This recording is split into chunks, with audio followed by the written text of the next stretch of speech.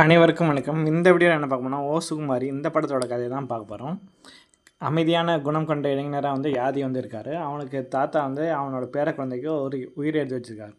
அதுபடி என்ன 25 வருஷம் கழித்து திருமணம் செஞ்சுக்கிறாங்களோ அவங்களுக்கு யார் முதலாவது ஆண் குழந்தை பிறக்குதோ அவங்களே பரம்பரை சொத்தான 80 ஏக்கருக்கு அதிபதி ஆவார்னுவாங்க. இந்த நிபந்தனை கேட்டோன்னே யாதி முதல்ல பார்த்தோன்னு காதலித்த தாமினிங்கிற சுகுமாரி திருமணம் செய்து கொடுக்குறாங்க. ஆனால் முதல்வர் அன்று யாதி தான் மனைவியுடன் ரொமான்ஸ் செய்ய முயலும்போது அறையிலிருந்து கட்டிலை உடைத்து போட்டு விடுறான். ஏன்னா அவன் திருமணம் செய்து அழைத்து வந்த பெண் யாரை தொட்டாலும் அவங்களுக்கு ஹை வோல்டேஜ் கரண்ட் ஷாக் அடிக்கும். இப்போ அவங்க இருவருக்கும் இடையில் எப்படி ரொமான்ஸ் நடக்கும், யாதி எதிர்காலத்தில் எப்படி அப்பா ஆவான் என்பது தான் சுகுமாரி திரைப்படத்தோட கதை.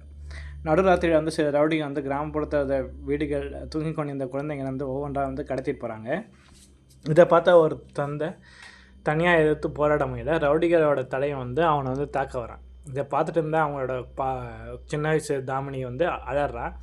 தந்தையை தன் மகளிடம் அங்கேருந்து ஓடுற மாதிரி சொல்கிறாங்க. ரவுடி தாமினியை தொடுறாங்க. தொட்டு அடுத்த நிமிஷமே அவங்களுக்கு ஷாக் கிடைக்கிது. இந்த குழந்தைகிட்ட ஏதோ சக்தி இருக்குதுன்னு சொல்லிட்டு ரவுடிங்க உணர்றாங்க. கிராம மக்கள் நெஞ்சிட்டனால ரவுடிங்க அங்கேருந்து தப்பிச்சு போகிறாங்க. இதனால் தாமினியோட அப்பா பயந்து ஈரோட இரவாக முகவரி இல்லாத ஒரு கிராமத்துக்கு போகிறாங்க. வழியில் பார்க்குற நிலவை யாராலும் தொட முடியாது. ஆனால் அது நைட்லேயும் ஒளி தரும்னு சொல்லி தாமினியோட அம்மா சொல்கிறாங்க. பேருந்தோட கடைசி ஸ்டாப்புக்கு வருது. ஃபஸ்ட் ஸ்டாப் வந்தோடனே அங்கே ஒரு கிராமத்தை எல்லோரும் விசித்திரமான நோயால் பாதிக்கப்பட்டு வராங்க. அந்த கிராமத்தில் உள்ளவங்களுக்கெல்லாம் இந்த தாமினியோட அப்பா ஒரு மூலிகை மருத்துவர்னால ஒரு மருந்து தயாரித்து கொடுக்குறாரு. அதனால் அந்த ஊரில் உள்ள எல்லோரும் சரியாயிறாங்க.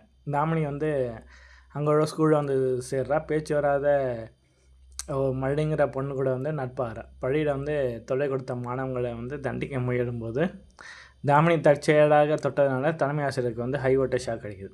தாமினி அதிக உணர்ச்சி வரும்போது அவளோட இதய துடிப்பு அதிகரித்து எலக்ட்ரிசிட்டி உருவாததுனால இப்படி நடக்குதுன்னு சொல்லி டாக்டர் தான் சொல்கிறாங்க. பல வருஷம் போது தாமினி பெரியவள் ஆள். ஆனால் கிராமத்தில் உள்ள எல்லாருமே அவளை பார்த்தாலே பயப்படுறாங்க. அவளை யார் தொட்டாலும் ஷாக் அடிக்குது. இதனால் எல்லோரும் அவளை ஊரோட்டு அனுப்புன்னு சொல்லி வழிபடுத்துகிறாங்க. ஒரு நாடகத்தை நடிக்கும்போது ராவணாக கிராம தலைவர் நினைக்கிறாரு. சீதையாக தாமினி நினைக்கிறாங்க.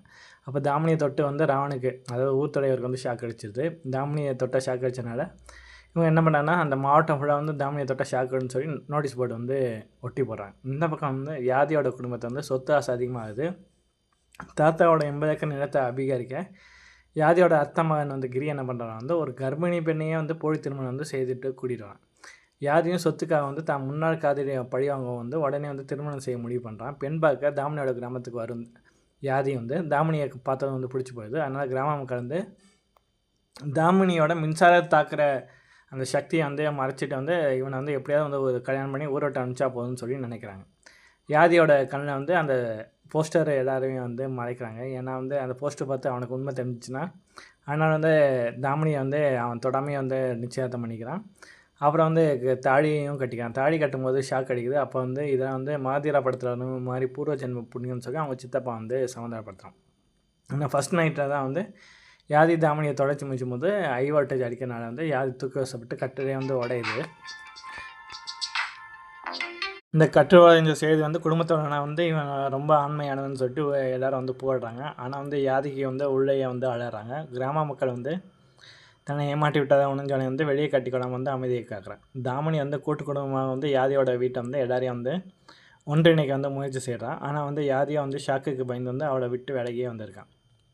ஒரு நாள் குடும்ப சண்டை அப்போ ரவுடியை தாக்க வர யாதியை காப்பாற்றுறதுக்காக தாமினி அவனை தடுக்கிறான். இதை 10 அடி தூரத்தில் போய் யாதி விழுறான்.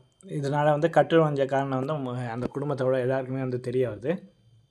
ஆத்திரம் அடைஞ்ச யாதி தான் 80 ஏக்கர் நிலத்துக்காக குழந்தைக்காக அவளை திருமணம் செஞ்சதை கூடுறான். இதனால் தாமினி மன உடைஞ்சிட்டு அவங்க அப்பா ஊருக்கே போயிடுறான்.